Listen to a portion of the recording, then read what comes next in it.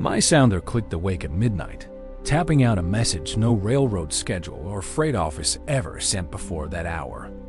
The dots and dashes spelled slowly, "The moon looks like your voice might feel," and my heart stopped between signals. I was the night operator at Dry Creek Relay, and loneliness was a deeper desert than the one stretching outside my window. I tapped back. Who was this? But the wire went silent, leaving me shivering in a warm room full of questions. The next night, he sent a poem about sagebrush smelling like purple rain, and I laughed for the first time in months. He signed as Dust, and I imagined a lonesome cowboy somewhere along the line, tapping a telegraph key with weather-roughened hands. I started waiting for his transmissions like a woman starved, and my replies grew longer, braver, and dangerously, wonderfully tender. He told me about a Mustang he once loved, a blind horse who trusted him completely, and I wept at the words. In return, I confessed my own sorrow. A fiancé killed by a copperhead before we ever reached the preacher's promised altar. Dust tapped back. Grief is also a kind of wire, carrying signals long after the original sender has fallen forever silent. I asked him one desert dawn who he really was, and his only answer was a single word: someone invisible to sound. Determined, I rode out along the humming telegraph line, following each pole until I found a spur leading to a blacksmith's forge.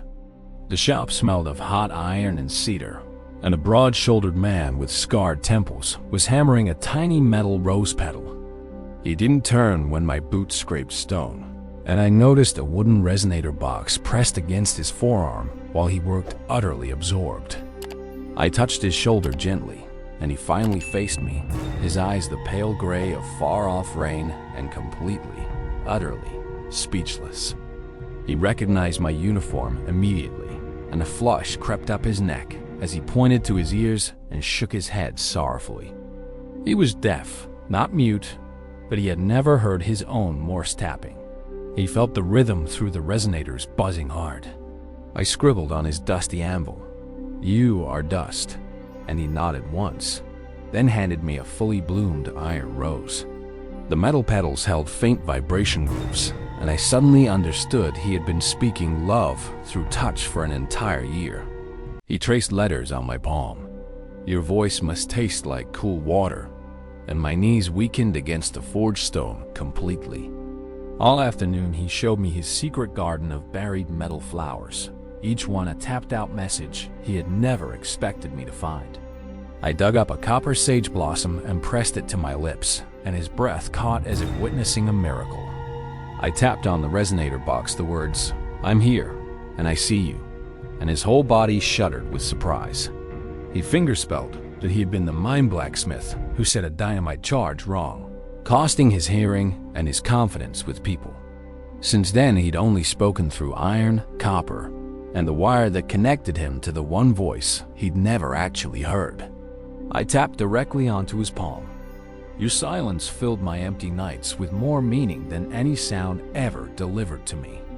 That evening, I stayed past sunset, and he built a fire while we exchanged messages through a tin cup pressed to his wrist bone. I asked him his real name, and he wrote in the earth, "Silas Hart," and my soul echoed it back many times silently. At dawn, I had to return to my relay station, but before I left, he tied a tiny brass key around my neck. A hammered note attached read, "This key never stops, even when you can't hear the tapping," and I cried against his grimy shirt. We devised a way to meet between our distant duties, using the very telegraph line as our secret, unbroken, iron-stringed red heartstring each week. I'd tap from my station, he'd feel the vibration through his resonator, and then we'd ride toward the halfway mesquite tree together. Under that gnarled tree, we built a library of palm-spelled stories and copper roses that told the entire history of our quiet love. One twilight, he knelt in the sand and finger-signed a question while holding a ring forged from an old telegraph key and silver wire. I knelt too, pressing my forehead to his, and tapped "Yes" directly onto the pulse point of his neck where vibration lives eternally. Our wedding was held at the station, with the telegraph sounder clicking a rhythmic blessing from a preacher 40 miles down the dusty line. Silas crafted our rings from an abandoned copper relay coil, and my bouquet was every single metal flower he'd ever buried in hiding. We took over a derelict stagecoach stop and turned it into a way station where travelers could rest and connect with their distant loved ones. I still worked the night shift, but now Silas sits beside me with his hand on the resonator, feeling my voice as pure vibration. He can't hear our daughter Juniper cry, but he feels the vibration through her tiny chest and soothes her faster than any lullaby. I taught Juniper to tap "I love you" on his wrist before she could even speak, and his eyes well with soul-shaking joy. Our station became famous for a telegraph service that employed deaf operators, and Silas trained each one with his own gentle palm tap method. Women from back east wrote letters asking if love could really be found through a wire, and I always answered, "Only if you listen differently." One night an old prospector stumbled in, clutching a telegraph saying his wife had survived a fever, and he sobbed against Silas's shoulder. Silas couldn't hear a single word of gratitude, but he felt the man's trembling body and simply held on until peace resettled it all. I realized then that my husband had become the West's truest listener, hearing heartbreaks through skin instead of ears, offering silent, absolute sanctuary. On our 10th anniversary, Silas led me to a massive new sculpture in the yard, made entirely of fused telegraph keys and row stems. He finger-signed, "I built our love story in permanent metal, so the world knows that beauty travels on invisible currents," and I dissolved. He now writes a weekly column in the Frontier paper about living without sound, and I translate his signed eloquence into printed beauty. Juniper, age 9, serves as his little telegrapher, tapping out his words to visitors who haven't yet learned the language of gentle touch. She once asked me why Daddy's ears don't work, and I said, so his heart could learn to feel the whole world better. One evening, a young rider from a ranch arrived asking how to propose to a blind schoolteacher he loved with enormous trepidation. Silas built him a proposal box that vibrated with a tap message when opened, and the couple married with our station as their witness. We've now planted 1,000 metal flowers around the property, each one a specific, tiny love note from a journey that never needed sound.